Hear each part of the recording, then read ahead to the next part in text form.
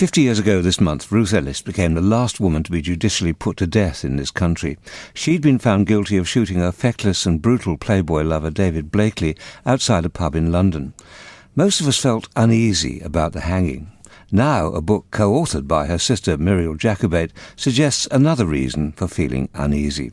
Muriel reckons she has evidence that she simply didn't do it. She's been involved on the periphery of international espionage, and there were people who wanted both her and Blakely out of the way.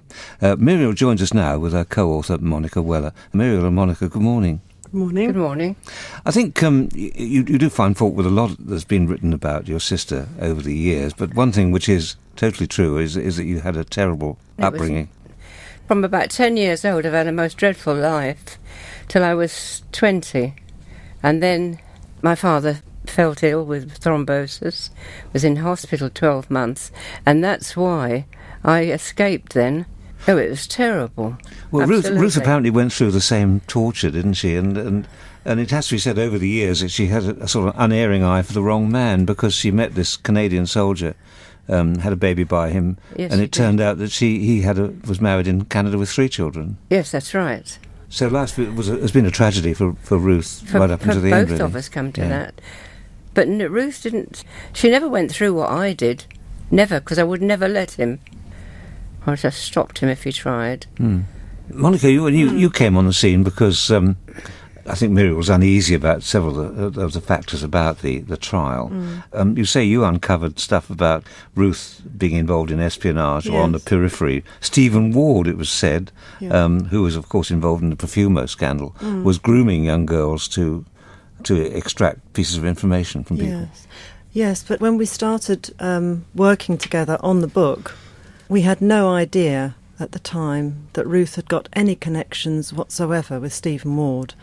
To start with, I listened to Muriel's recollections of events and landmarks in her life, and it was by an extraordinary set of circumstances that led to this finding. Muriel told me one day when we were sitting in her bungalow, and she was reminiscing, and she told me about how her father was sent from their home in southeast London to Leatherhead Hospital, which was a long way away, when he had suffered the stroke. And as I've never done anything like this before, I've never written a book before, this is my first book, other than a book about photographs, I didn't really know how to go about research. So what I did was I went over the top and I researched anything that Muriel told me, I looked at in detail. And I started looking at the Leatherhead area. It was while I was researching in the Leatherhead area that I literally stumbled across the fact that Stephen Ward's name was linked to Ruth, and I couldn't believe it. And of course, when I found things initially that I couldn't believe, I thought perhaps they were lies. But of course, over the 3 years, so many things have come to light, and we realised in the end that what has been put out over the last 50 years has probably been no more than misinformation. It's been a story, a convincing story that's been spun to the public, and the truth is nothing like what's been spun. It's a very complicated story. Burgess and McLean, they're involved. David Blakely lived near where they used to visit, Burgess and McLean. But it's quite circumstantial, isn't it, a lot of the evidence? I wouldn't say it's circumstantial. I think that we've got to get a picture, really, of what the real Ruth Ellis was like. And she wasn't the person that was being described in 1955 as the peroxide blonde tart who was totally worthless. When you think back, you go back to 1946, and we traced her to a hotel in Braisted in Kent, near Westerham, near to where Sir Winston Churchill lived. And this wasn't any old hotel. This was a hotel where a really elite bunch of people were congregating. You have to think, well, hang on, this is the same person that they were describing as worthless in 1955. Ruth, at that time in the 40s, was mixing in a foursome with the very famous actress Deborah Kerr. Now, if Ruth was good enough to move around with her, and her husband-to-be, Tony Bartley, who was a Battle of Britain pilot, then we're talking about 2 totally different people. So I wouldn't agree that it's circumstantial. I'm saying that we've got a different side to Ruth completely. And after we'd been investigating for some months, eventually we found out who the fourth person was in this foursome that she went to this hotel with, and it was Stephen Ward. But I was saying it was a really elite squad. Just up the road from the hotel, from the White Hart Hotel, was, and still is, Fort Holstead, which is where Britain's nuclear bomb was being planned. And the I'd call them the bigwigs from there, were congregating at this hotel. So too was Prince Philip's second cousin, Paul, and so too were Burgess and Maclean, the two spies who defected to Russia in 1951. Now, I can't see that is circumstantial. This is real solid evidence that Ruth was not the person that she was made out to be in 1955. We shall have a bit of music and then we'll talk some more.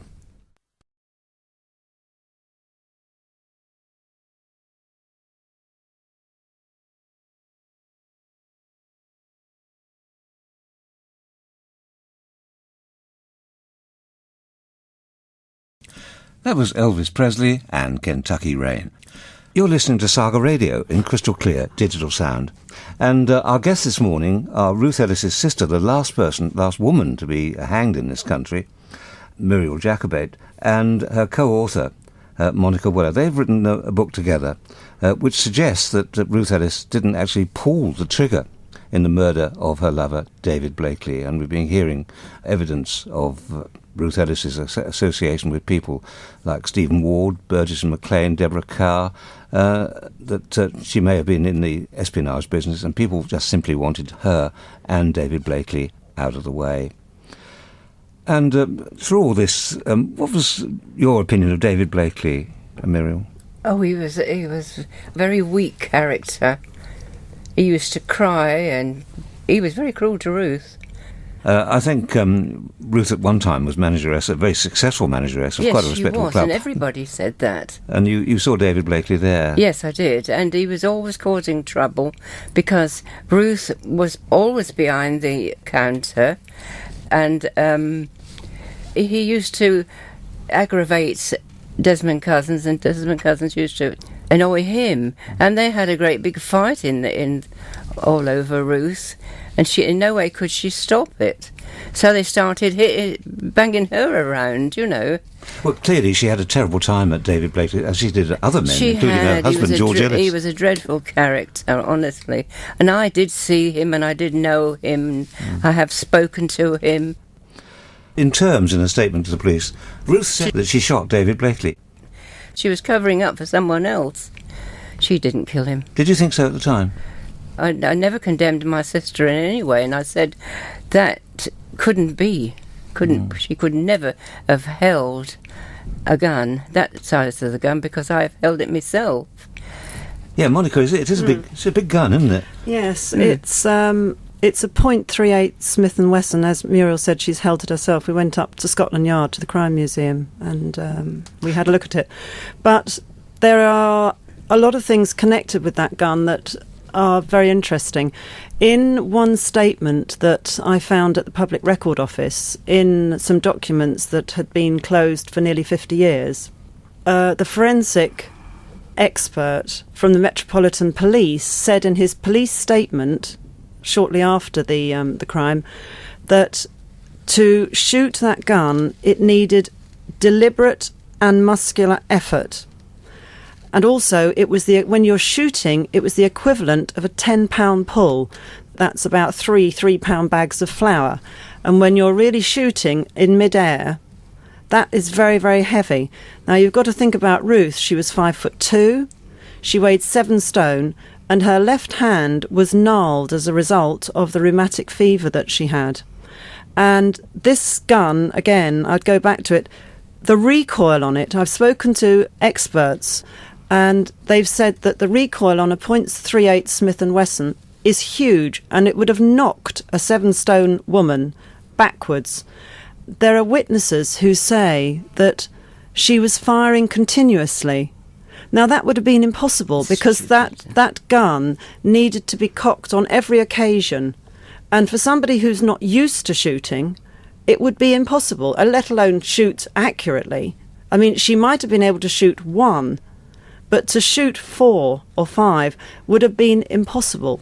Was there ballistic evidence that the bullets found in Blakely were the bullets fired from that gun, or were they relying on her statement? I think in court they said that the bullets were fired from that gun. What they didn't say in court was when they tested the gun afterwards that it broke due to a long-standing crack.